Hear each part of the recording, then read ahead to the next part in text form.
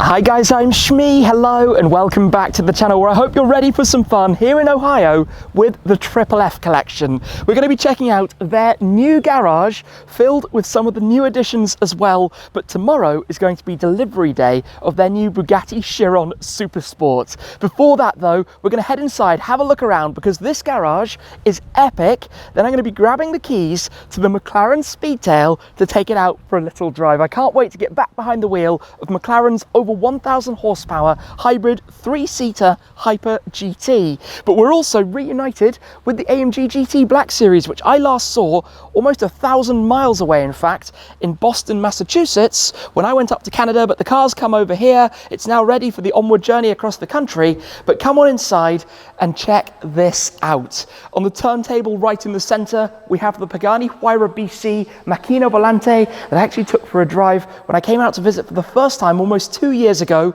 We have an array of the cars down towards that wing, down towards the other side. The collection continues. Some absentees ready for tomorrow's activities as well, but the Speedtail is just over this way, and it's quite a special Speedtail as well, and there is a reason why it's actually parked that way round, which I shall explain in just a moment. So let's go for a little tour around this wonderful garage, talk a little bit more about the Speedtail, and then get ready to get out onto the road.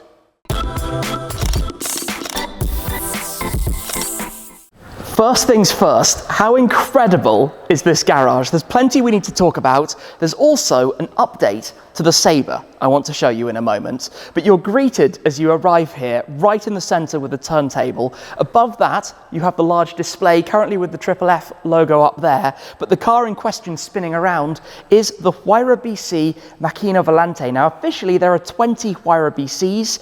It's basically known that there are a few more than that, but out of all of them, the MVBC, as it's nicknamed, is probably the most unique, with additional bodywork elements, extra aero, with unique colors and even materials on the interior as well. And I enjoyed driving that car when I came out here at the start of last year. But if we come on through, look at this vibe that you have, the stables type feel, but with the polished tiles, with all of the lighting. It's a really immaculate, pristine place to be. We've got the 300 SL Gullwing. I was here for delivery day of this car, fully restored, totally perfect, low mileage, one of the most special classics. But I want to show you this because there's something that's been done to this car that makes it even more unique than it already was. Now there are 15 Sabres based on the Senna, but a more American market focused car with some specific elements about it. In fact, they were all sold only to the United States market. But the car has been back to MSO for some changes inside. So let me show you these. Pop open the dihedral doors because inside here, have a look at this. Now normally you would have the Senna carbon fibre bucket seat, but those have been replaced with the comfort seat that you have here, which actually wasn't as simple as just changing the seats because it even needed a new central tunnel. That's not all though. There's the blue carbon fibre that you can see throughout around the dashboard, around the arches for example, and even on the inside of the doors themselves. Very cool thing. Really had fun driving with that as well. We've got the soft close on this side. I saw this car for the first time when we came out to the event 2 after Gumball 3000 about 6 months ago. The Huayra Roadster BC, one of 40 in total that Pagani made of that, looking wonderful as well in the pearlescent red metallic paintwork against the carbon. Lastly, the Camaro Z28, or Z28 maybe I should say, over towards that side. But let's go on through, take a look what's down to the other end. This way then, the LaFerrari. The LaFerrari, after my drive the other day, needs no further introduction. The Speedtail is in fact XP3, one of the 10 XP or prototype cars that McLaren made in addition to the 106. We're going to come back to that in just a moment. Towards this way, we've got the C5 based split window, old style Corvette, big car for BDD to have in the collection. Hurricane STO, which sounds ridiculous, not so standard. And lastly, the C8 Corvette, which they're making into something utterly ridiculous for the drag strip. Not quite sure how fast it goes, but certainly very fast. So this car, I think we should discuss in a second why it's the only car that's parked in forwards. I have been lucky to drive a Speedtail once before over in Germany, but this particular car has some mega details. Like I said, there are 106 cars in total made to link to the McLaren F1, of which they made 106, including all derivatives, road cars, race cars, prototypes, the whole lot. So not quite connected that they've made a few more of these at the end of the day. But this being XP3 meant that it came after the 106 and has some very special things. So for example, if you come and look really closely at the bodywork, this is the 1K exposed carbon fibre weave. You can see the super fine weave that you have throughout, and it gives this amazing shine and look off the whole car. Of course, the Speedtail being about a hyper GT nature, so driving comfortably at very high speed, and that's why you have this exceptionally long rear tail, which is all to do with slippery airflow over the back of it, and even the flexible carbon fibre aerofoils here, which actually bend up to help keep the car a little bit more planted down towards the rear. So why is it parked in forwards, you say? Well, come on through, because you will see around here, it is all to do with charging it. It has a wireless charging pad that you put on the floor and you drive over to charge up the hybrid system. So this is actually plugged in right now. You can mount the screen up on the wall to give you more information. You've got the whole charger system for the car just down there. Because of course it's a hybrid, you have 1,050 horsepower, of which 740 horsepower comes from the 4-litre twin-turbo V8. The other 310 horsepower comes from the electric motor system. You have a central seating position, and if you've never seen it before, you have doors which do this. Hopefully I get this right. Press the button. There we go. And they open magically. You can actually do that from the key, and then you would slide in towards the center. Have a look at the details inside here. The different blues for the leather, that central seating position, the way the displays make you feel very much like it's all encompassing and all around you. This is a special car, and it's a car that in a moment I'm going to try and take a seat in and yeah, gear up to take out for a little run to see what it's like. Just look at this thing. Just look at everything about it. In fact, have a nosy right under here. You can see the exhaust tailpipes integrated into this diffuser, which is literally a channel that goes right down underneath the car. Really quite extraordinary to see all of those details and knowing that this is the full 1K carbon fibre. All right then, let's do this. I now have the key for the car, which of course completely matches it. First thing is to open the garage doors, but then, bit of a magic trick, talking about things opening. If you press and hold the unlock button on here, check this out. The doors just open up, as if by magic. Just like that. So cool. Right, time to take a step inside here, and there's no particularly pretty way to do it. You basically have to sit in and then shuffle yourself across towards the middle. There are grab handles up on the top, so you can kind of use those and then swing in and then slide and shuffle through. But one other thing that's been changed, and you can instantly feel it actually in here, is that they've had this seat lowered about an inch. In the regular seating position, you feel like the buttons are right in your eyes. This feels much more natural, much more basically where it should be. We've got the button to close the door back down. You've got the camera through the display here as well, because the car does not have mirrors on the outside. That's very cool, with the LaFerrari front wheel sat there. You've got the start button up on the roof, so just to get this ready to start, and then you just press this button. Wow. Wow. All right, let's pull this out and then let's go.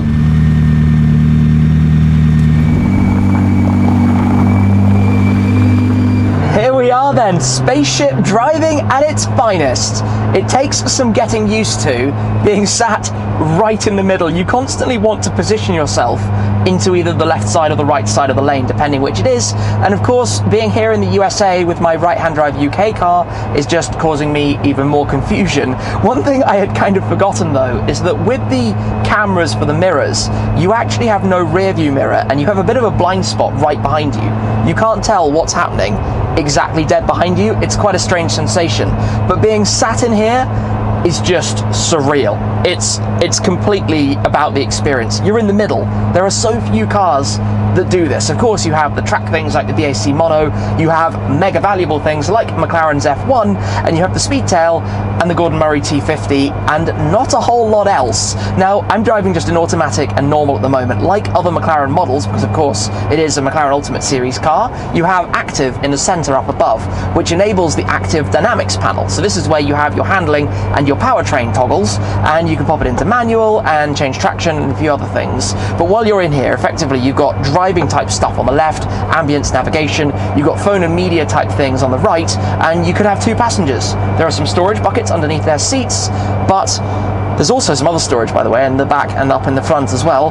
But other than that, it's, let's say, surprisingly normal until you start to do this, and you remember that you have over 1,000 horsepower at your disposal, 1,050 horsepower, 1,150 Newton meters of torque.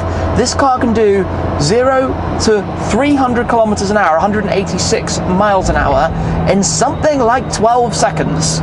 It can do a top speed of 250 miles per hour, 400 kilometers per hour. These numbers are absolutely ridiculous. Totally balmy. Now, we're gonna have to get a little bit away from the slower speed roads, shall we say, before being able to make the most of it. You have a very distinct McLaren sound, the 4-litre twin-turbo V8. That feel, this is such a special car though, knowing that it's XP3, knowing that, and it actually says that I think on the headrest behind me, knowing that, you know, it's a special addition to the Triple F's collection. But you still have things that are so familiar for me. I've been lucky to own 5 McLarens, including the Senna and the 675 LT Spider that I have in my collection at the moment. Things like, for example, the rocker paddles, where you can go up and down from either side. So you can go down from the right, or you can go up from the left, either pressing through or using your fingers or whatever it is that you'd like to do to shift it up and down. When you get on the power though, I tell you what, it builds up speed in a way that you don't probably hear or feel. It's like a Chiron, it's kind of effortless in that power delivery, in the way it accelerates, with all the swooshes and sounds around you.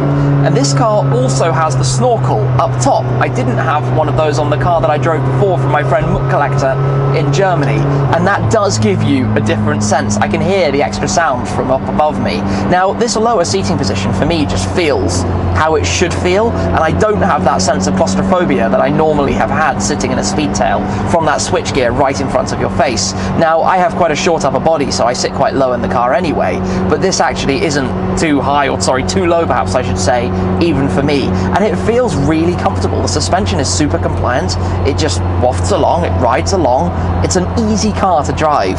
You get very familiar with being sat in the middle instantly. I mean, you've been watching me driving for 3 or 4 minutes, and I've almost, let's say, forgotten about it in one sense, but not in another. As soon as you're engaged in the mind in any way about where you're sat, you have a moment of, ooh, that's actually really cool.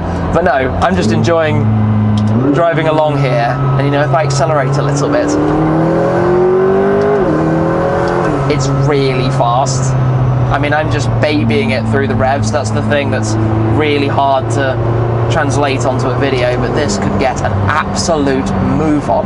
And there are some interesting burbles and different sounds that come out of it as well. Obviously shifts very fast with the 7-speed dual clutch gearbox, you'd expect that. But it's a more refined sound in some ways than my Senna, but I'd also argue it's a more raw sound in others. When you're on the gas, those sounds are cool. The fizz that you get on liftoff. Obviously, like any McLaren with its hydraulic steering and suspension, the turn-in is pinpoint sharp, feels so precise, feels beautiful to drive, especially up these kind of waving lanes back and forth. This is a little bit unreal right now. I'm driving the Triple F Collection Speedtail. Oh, we got some nice flutters there. And there are those burbles on the downshift. Now, one thing that's quite unusual with these very low cut windows like you have on the Senna is that they kind of obscure your eye line. I'm slightly blind to what's coming from that direction because of the windows. as I try and turn right out of the junction here. Hopefully we're going to get a gap. Do we have a gap? I think we have enough of a gap. Let's go here. Okay, wait for the car to go past. And then...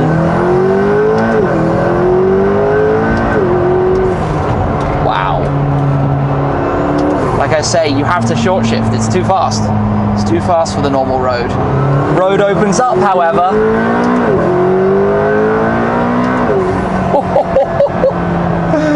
Oh my goodness. Oh my goodness. Now, of course, you can also press the SC and put it into dynamic, which opens up the traction a little bit. Now, not necessarily that you need to do that, because it will probably get a little bit leery as a result. But the way it delivers power, you can see where this Hyper GT phrase comes from, because it is a GT car in the sense that it's soft, it's practical, it's comfortable, it's got more than 2 seats. At a stretch, admittedly, it is technically 3, but 3 with any luggage for a Grand Tour, you're going to be having a bit of a squeeze. But it also has over 1,000 horsepower. It's also totally mad on paper in every way, because it's a whole lot. I'm just actually impressed by how it sounds. I didn't remember from my first drive it being quite so exciting. Now, it does fall victim to this thing with McLarens that arguably they're all quite similar. They make a whole lot of cars that do a very similar thing. Artura is a little bit different by having a twin-turbo hybrid V6 instead of a V8, but at the end of the day, McLarens have carbon fibre tubs, dual clutch gearboxes, rocker shift paddles, brake steer, this kind of technology, and often 4-litre V8s. Senna, Speedtail, 765. You know, there were 3.8s in the 12C, 650, 675 and the P1 era. They became 4-litre engines. And now, of course, we're seeing the V10 in the Solus GT, which will be joining the Triple F collection down the line. So the Chiron Super Sport, the Solus GT, and I think they've probably announced a couple of other cars that are going to be joining their garage, but you'll have to check out their channel if you'd like to find out more about those, to see all of the updates. Anyway, green light.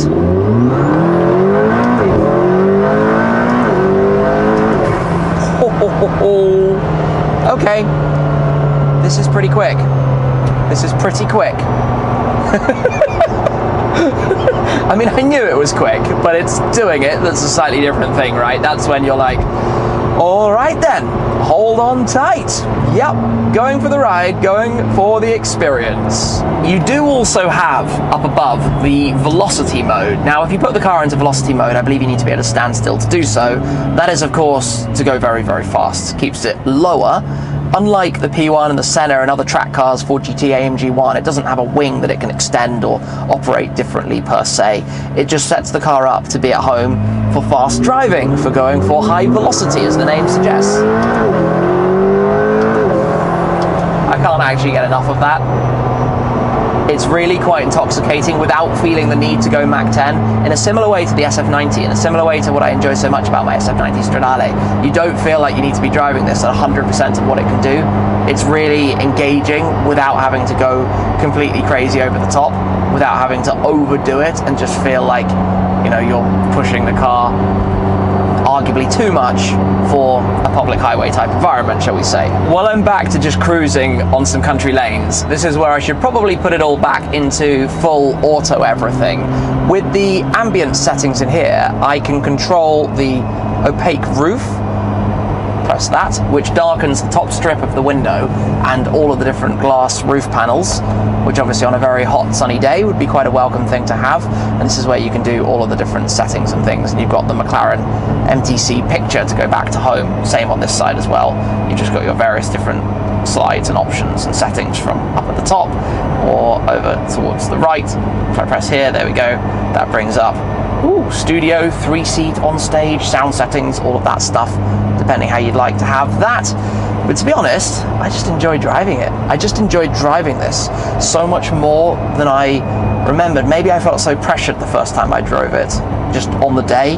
But now I've been able to just chill out, enjoy the car more. Yes, the mirrors, or rather the screens, take a little bit of getting used to. They aren't instinctly obvious what you need to do with them, and you look out over through the window until you remember that actually no, you need to look at the screens. But the middle seating position just becomes completely second nature. It's so cool, but you just drive. You just stop having to think about it or worry about it. You just do kind of what you do. What a cool thing to drive, to go out in the Speedtail from the Triple F collection. It's like not even just any Speedtail. Any Speedtail is special, but this is like XP3, 1K carbon, Triple F collection, put it all together. What an awesome afternoon in Ohio. Anyway, let's return back to the garage. Now that we're back parked up again, a few more things about the interior of this, by the way, because it's amazing how McLaren always come up with dual purposes for things. For example, down here in the footwell, this grille is both your footrest, but also the speaker grille, as you do. The storage underneath the seat, rather than having dead space, this is actually a really quite large storage bucket. So large, you can fit kind of quite a few things down inside there. And then to climb out, obviously, this is where I've got the, in theory, grab handle up here. I'm not sure what the best technique is, but I kind of like just swinging out, swinging over, and basically stepping out of the car. Fairly cleanly done, if I say so myself. You've got the buttons just inside here, both for the opening and for the closing of the door, so that should shut it back down, and you can see the cameras that are popped out, and when the car is locked, the cameras tuck back in. So once that is closed and I lock the car, those should pop back away. When you're in velocity mode, they actually stay tucked in. The idea being that obviously those create significantly less drag than traditional mirrors, but still create some drag. So if you're at maximum speed, you want to have those tucked in. Not necessarily sure how I would feel about having no mirrors at 250 miles per hour, but that's a topic for a different day. You've got the aero covers over the wheels, controversial talking point when it was introduced, how those look visually, but I think they're part of the character, that long swooping tail, the aero covers at the front, and just all of the very special details. This is the thing when you do a car with MSO, you know, having the painted mirror arms, for example. I say painted, the carbon fibre 1K tinted mirror arms, the different colours all around the bodywork. Really cool thing, really cool thing. I enjoyed driving that an awful lot. But the interesting thing is that there are quite a few spaces around here. Obviously that will need to be parked back there. Spaces mean cars that are absent and cars that are going to be joining the collection. Triple F have quite a few exciting things on the way for the future as well. But this is an amazing place, this new garage. This was being built when I came to visit the first time 2 years ago or so. This was in the early stages. But to see it now, to see the result of this garage and all the cool stuff that's around, you know, the model cars, for example, the 1:8 scale models, this whole bar chill out area that they have just over here. And also you can go upstairs and then you have the view from upstairs down over the whole space, plus having the turntable. And you know, a few people ask me, would I have a turntable at my garage? I think it's one of those things when you have the space like this and the setup like this, and you can implement it from the very start, it's amazing to do so. To drill or dig out a hole to put a flat turntable into an existing concrete floor, not the easiest thing in the world to do. But as garages go, this is really nice. This is a really nice garage with a lot of bias towards blue cars, which is obviously right up my street, particularly cars like this thing that I've just driven, this rather fantastic McLaren Speedtail here today. But I think that is going to be all for this time. What an amazing visit, and it's only just beginning, because next up we're heading for the delivery of the Chiron Supersport, and that's going to be mega. So make sure to stay tuned to the Triple F's channels if you do not already. The guys are amazing. Jordan, Jason, BDD, and everybody else in their crew putting together some awesome videos about these cars, drag racing at their new drag strip, ownership, upcoming stuff, really fun.